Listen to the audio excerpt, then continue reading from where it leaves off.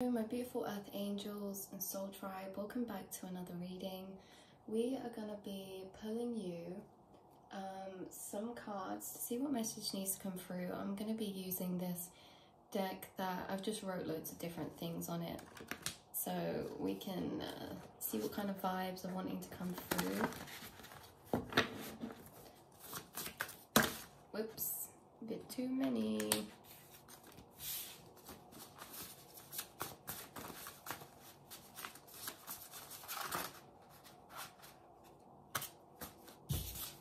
Okay, we have you are more powerful than you realize, and we have let sadness and unfulfillment guide your way to knowing better where to find joy. Okay, we're going to get one more card to clarify these. Wow. So this is really interesting because in this deck there's not just encouraging messages. There are court cards, there are areas of life like work, passions, friends, family. There's all different types of cards and energies in that deck. But all of the cards you got out are encouraging messages. You're more powerful than you realize. Let sadness and unfulfillment guide your way to knowing better where to find and look for joy. Pride in self and all you have overcome. So these are very, very big energies to be having and coming across in the reading, because with this pride in self and all you have overcome, this is like a very drawn back perspective. We're viewing our lives from where we are and all that we've been through and all that we are wanting to get to. This is you drawing out to a higher perspective to feel, not think and logically reflect, but you're feeling, reflecting, you're feeling back and tapping into all that you have overcome. You have overcome so much. You are more powerful than you realize. You've overcome some situations that in the moment you literally wanted to turn back around and say, Spirit, can we just redo this chapter? Spirit, do I really have to go through this? Do I really have to make this change?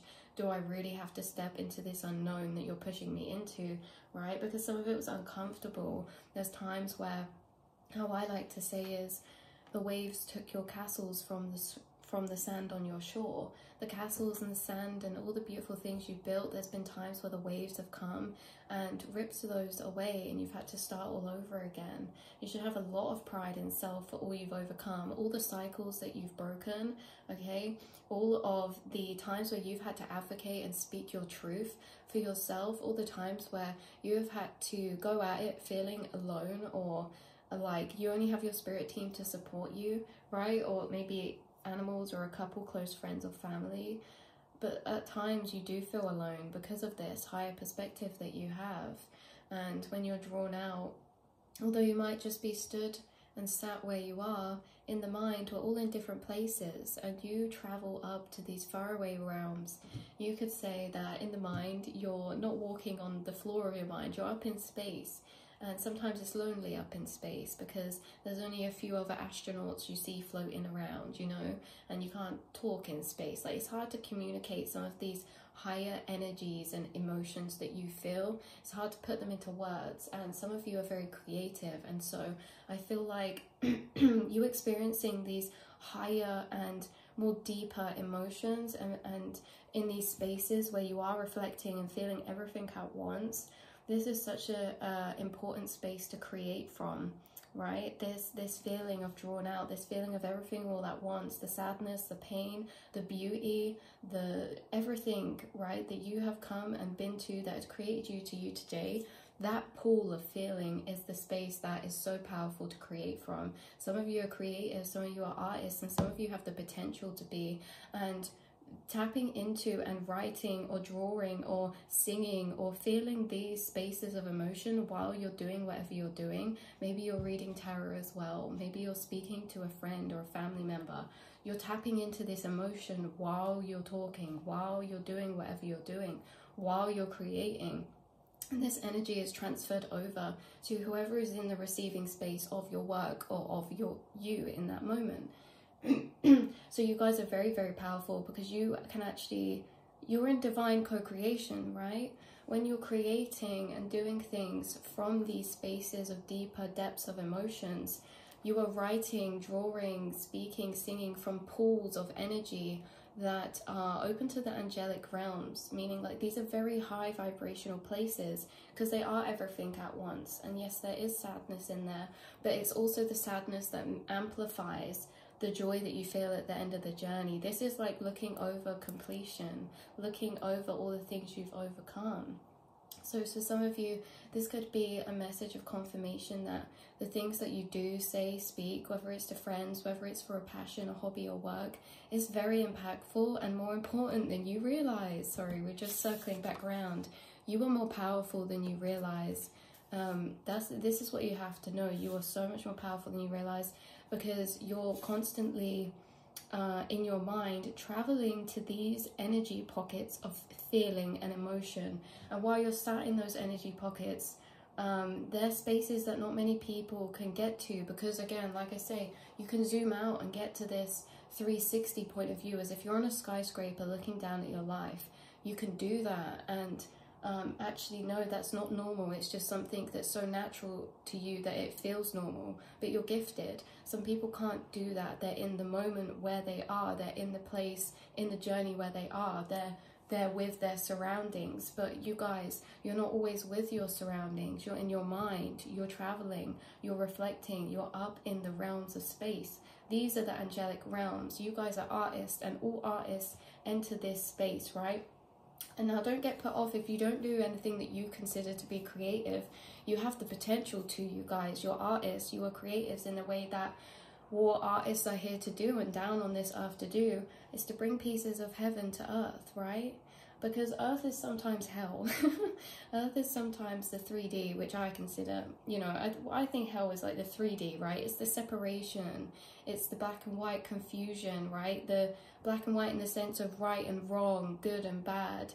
And you guys, artists and creatives, you bring lightness to this world because you bring imagination, you bring creativity, and you bring an escape from here, right? You bring an escape for people that are here in the 3D to be able to tap into the same energy that you're feeling when you're doing what you're doing. So if you're creating a piece of art or writing something or whatever you do that is from these places where you're feeling that higher up energy, you are literally taking a chunk of the universe at these higher levels, which is the 5D. You know, when you're feeling everything all at once, you're in this 4D, 5D, and 5D is like heaven. You're pulling that down, putting it onto paper, putting it into word, putting it out into this universe, and you are literally taking vibrational pieces and pools of energy from the higher dimensions, from the angelic realms, and you're sharing them with the world. So yeah, you're more powerful than you realize when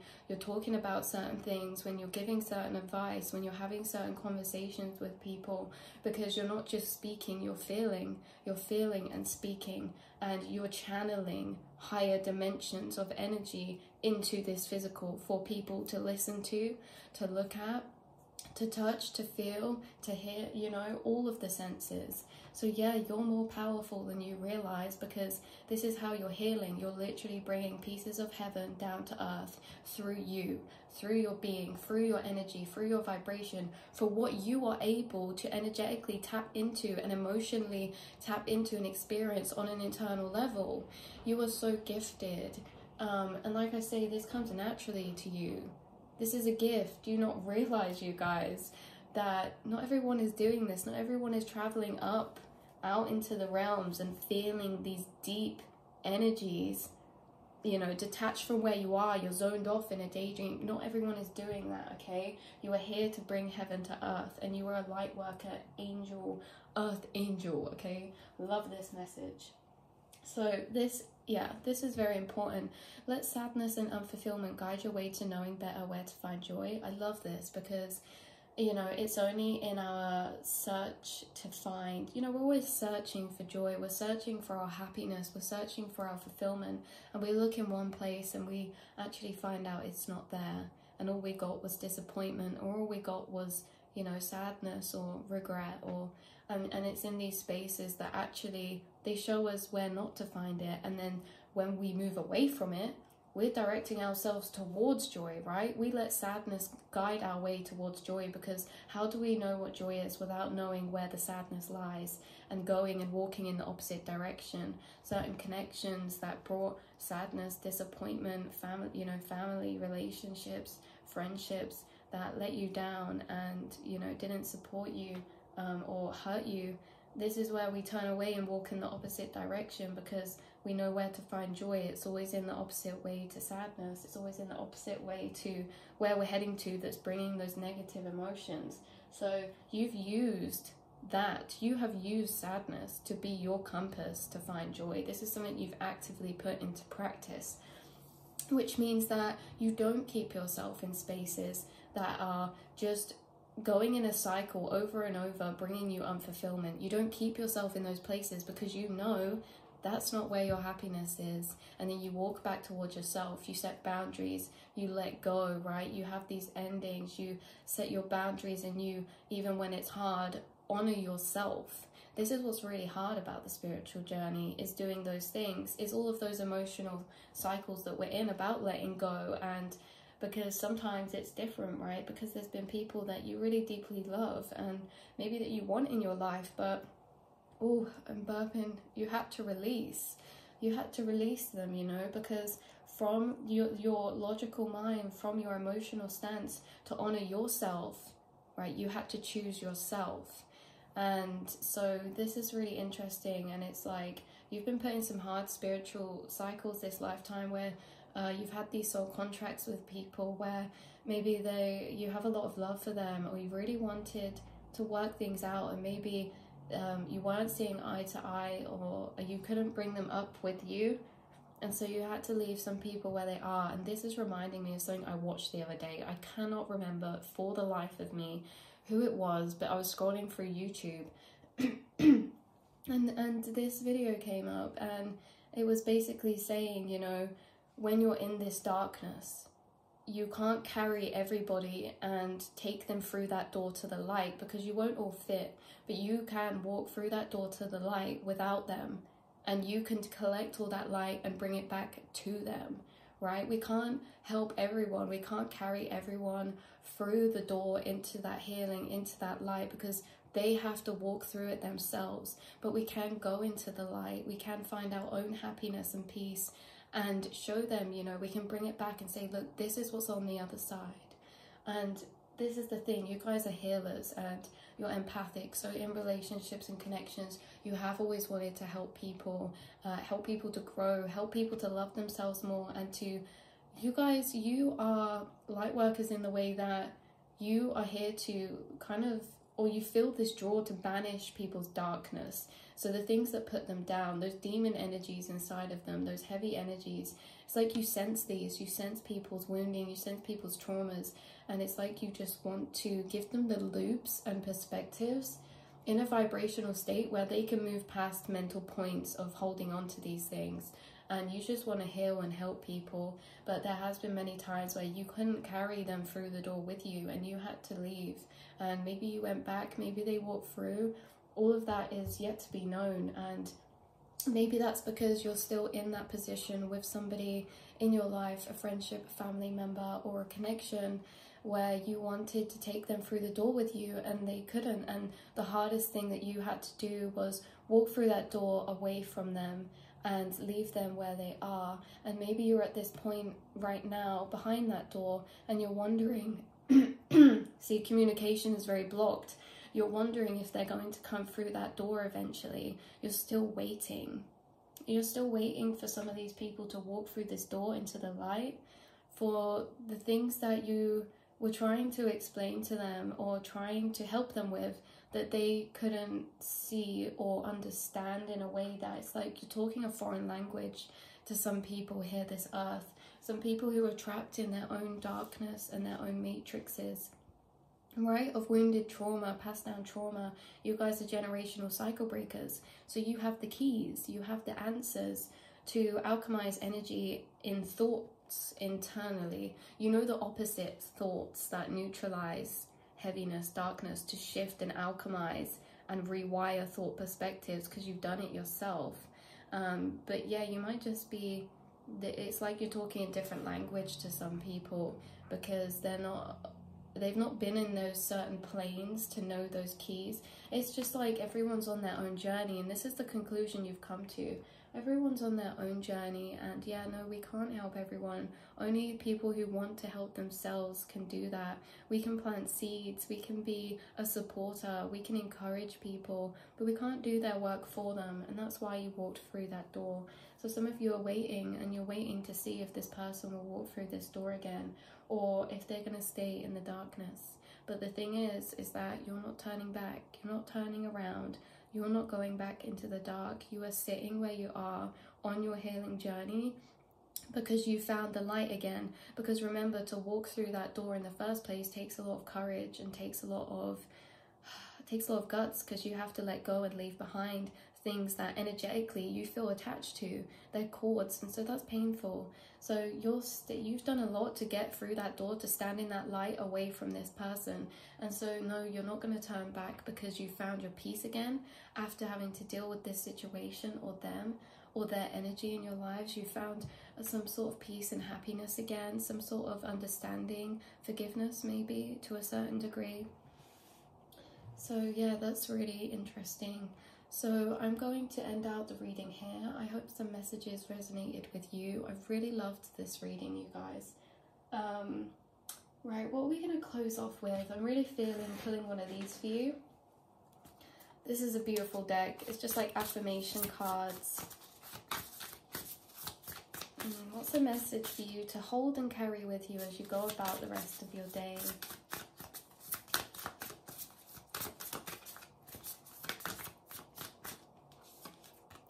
Okay, we have two. This is great. We have peacefulness, bottom deck energy again. Also, if anyone's ever watched, what's that film called? What is that film called? Stardust. If you've ever watched Stardust, this is reminding me of that, of the mother of the son who is chained to this woman who uses her, right? She's like binded to this woman, this witch, and she uses her, and this woman who she's chained to, anyway, the woman that's chained meets a man and she has a son with him, and it's like a whole story, and the son finds a star in the form of a girl, and then they end up on a long romantic love story. But this is reminding me of that in a way that that girl was chained and binded to that woman. So you found your peacefulness and managed to break yourself free from connections that had you under some energetic binding in a way. We have friendliness out here, and we have abundance. So yeah, you are abundant in so many ways, and this could be a sign that you're getting some sort of bonus. You're getting abundance come to you soon in the form of gifts, money, love. Abundance can be in so many ways. It does talk about money on here, but right, friendliness I'll read first. Whenever I smile, I make someone's day better. What a cool way to buy happiness for free. Today, I will remember what an awesome power I hold, and I'll take joy in improving lives simply by giving away grins like crazy. Note, in a pinch, money will also work. So it's funny how it talks about money as well. You could be getting like gifts of a friend, or something like that, or giving gifts to a friend, but we have friendliness here. You're a friendly person, and people sense this from you. Always spreading that love. Remember, kindness is free. That's something you hold inside of you, that belief. Kindness is free, so you spread kindness. And then this abundance card says, congratulations. It seems like you're due for an infinitely big piece of abundance pie. Feel like you don't deserve it? Knock it off. It's already planted and ready to hit your table. Oh, it's already plated and ready to hit your table. Reluctant to take it? Shut your hole. Abundance pie is big enough to serve everyone. So get your whipped cream ready, unless you're lactose intolerant, and enjoy your well-deserved metaphorical dessert. Yeah, so you're getting this kind of good blessings, you guys, from opening up this space, because you've done the things to honor yourself and walking to the light in those places. It's like that's where your abundance lies. You know that. So you are in a better place because you're not keeping yourself in certain cycles around certain people, and so if you're not there, you're in the opposite. You're in your place of blessings, and that's what you're attracting and what's coming towards you, you guys. Sorry, one more card just to even this out. Connection. I'm connected to the multitudes and I can access their support at any time. Even a stranger offers a sense of comfort when they smile at me or make a dumb comment about the weather. That's so weird because this first card says about smiling at strangers. Okay? Everyone is waiting to connect. All I need to do is open myself up and pay attention. Note to self, work on witty banter about weather-related stuff. It's true, everyone's waiting to connect, and we all kind of keep ourselves a bit more closed off because of projections. What we think people won't care about what we say, or we think no one really wants to interact, but everyone's waiting to connect with people. Everyone's waiting to be understood. And actually, a lot of the time, people don't talk about emotions and their journeys. And I feel like you guys, you have a lot of pride because you have a lot of completed cycles. And completed cycles, there's not much shame because we have a lot of the answers around them. Uncompleted cycles, sometimes we can hold a bit of guilt or shame because we're not fully understanding what it was there to serve the purpose of. But you guys have a lot of completed cycles, and so I feel like you're actually okay to be open and speak about this with other people. Maybe this is to a community, maybe this is online, maybe this is through what you do, right? Your creativity. Maybe you're a writer, you write poetry, music, songs, you do journaling, you write quotes, you do tarot reading, like whatever this is. You're not afraid to share some of your journeys and stories, and this actually really builds such a connection and dissolves separation, because this is what we don't really talk about in today's society, or I guess it depends what people you're around, right? It definitely does. It depends what people you're around, but a lot of the time people are talking about things like the weather and, you know, just really surface level things, and that's not a bad thing. It's nice to talk about those things, but it's almost a fear to open up any deeper, right?